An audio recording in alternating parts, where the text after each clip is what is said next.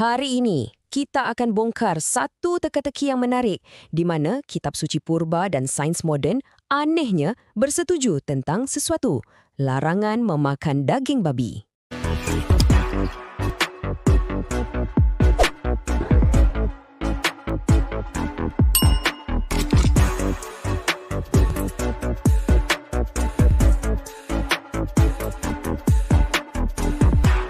Saya tidak fikir ia adalah satu dosa makan daging babi atau kerang, jadi saya ingin menjadi sangat jelas tentang itu.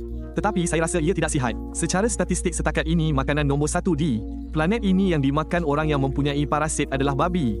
Ia tidak hampir. Orang mungkin berkata, jika anda memasaknya, ia akan membunuh parasit. Okey, ia akan membunuh ramai daripada mereka. Tetapi saya tidak tahu dan percaya bahawa ia sebenarnya membunuh mereka semua dalam kebanyakan kes. Saya akan memberitahu anda cepat. Maaf, saya sepupu saya. Seorang pemburu dan dia pergi dan membunuh lubang liar. Jadi ia benar-benar liar. Okey, ia bukan babi yang diternak di ladang. Ia adalah seekor babi hutan. Dia membawanya pulang, membekukannya. Mula memakannya untuk sarapan berhari-hari dan benar-benar memasaknya dengan sangat baik dalam minyak. Kira-kira sebulan kemudian dia berjalan di sekitar rumah dengan bajunya tertanggal dan saya seperti, "Hei, apa yang ada di belakang awak? Mana-mana lesi kuning ini semua di belakangnya, dia betul-betul mempunyai jangkitan parasit." Ia keluar pada kulitnya, dia mula mendapat semua bengkak dan kudis ini. Kemudian mengalami masalah penghadaman yang besar. Semua yang dikatakan, daging babi adalah haiwan darat yang paling kotor. Ia beracun dan ada sebab lain, mereka tidak mempunyai puak peluh.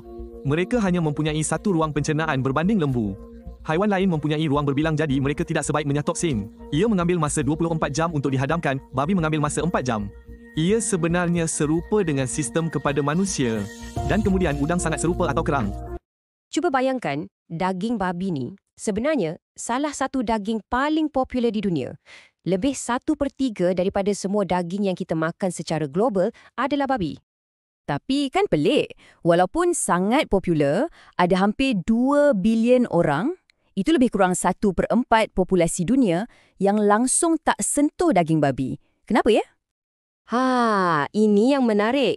Mungkinkah larangan dari zaman kuno, macam yang termaktub dalam Al-Quran lebih 1400 tahun lalu, sebenarnya satu amaran kesihatan awam yang mendahului zamannya? Ayatnya sangat jelas kan, larangannya mutlak.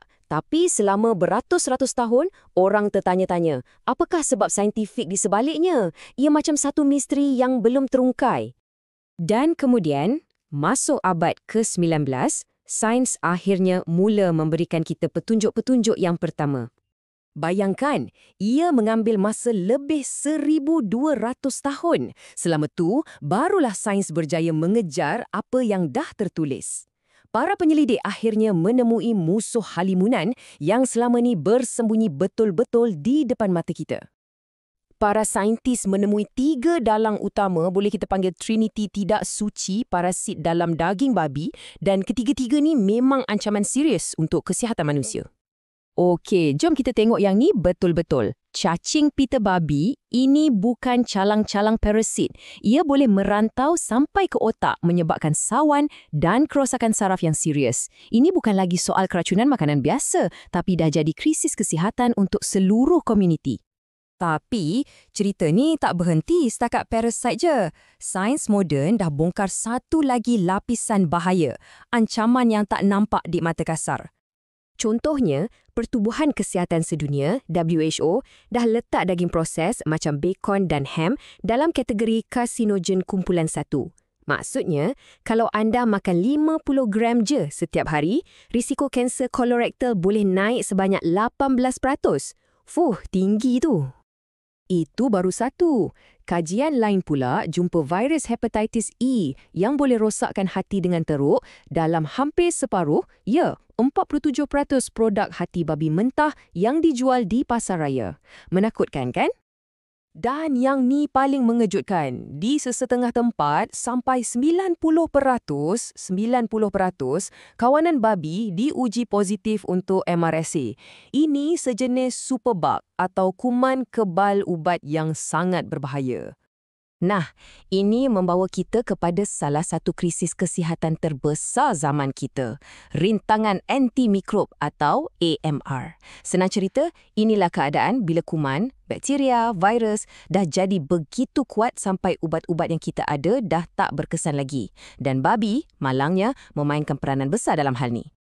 Jadi, macam mana ia berlaku? Macam ni, dalam penternakan babi moden, antibiotik digunakan secara berleluasa. Ini mewujudkan pusat latihan untuk bakteria kebal macam MRSA membiak dalam babi tu. Dari situ, kuman kebal ni merebak kepada kita, sama ada melalui daging, sentuhan atau persekitaran. Sangat mudah tersebar. Dan ini bukan lagi teori tau. Saintis dah jumpa bukti kukuh, jin yang buat kuman kebal kepada antibiotik paling kuat kita, pilihan terakhir kita, dah pun melompat dari babi kepada pekerja ladang. Ini risiko yang sangat nyata. Okey, kita dah tengok semua bukti saintifik. Tapi sekarang, jom kita undur balik ke masa lampau. Apa sebenarnya motif asal larangan ni? Salah satu teori yang paling kuat berkaitan dengan ekologi. Cuba kita bandingkan. Di Timur Tengah yang panas dan kering, babi ni macam satu liability. Ia perlukan banyak air, ia makan makanan yang sama dengan manusia. Berbeza dengan biri-biri atau kambing yang boleh hidup di tanah gersang dan bagi kita bulu, susu dan daging. Jadi dari segi ekonomi dan kelestarian, babi memang tak praktikal. Selain tu, ada juga hujah tentang identiti. Larangan makan babi ni jadi macam satu lencana pengenalan yang sangat kuat. Ia membezakan satu komuniti, macam orang Israel kuno, daripada jiran-jiran mereka yang makan babi. Ia jadi sebahagian daripada jati diri mereka yang tak boleh diganggu-gugat.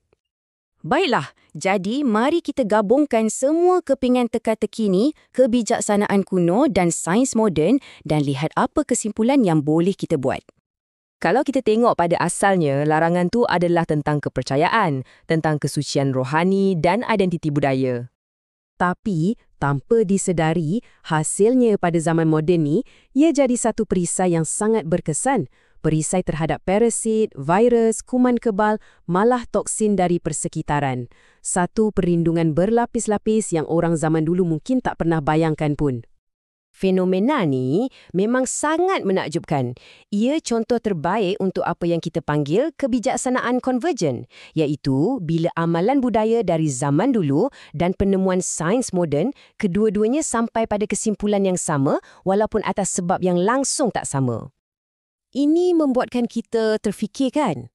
Kalau satu amalan atau kebijaksanaan kuno terbukti boleh melindungi kita daripada bahaya zaman moden, adakah sebab asalnya masih penting?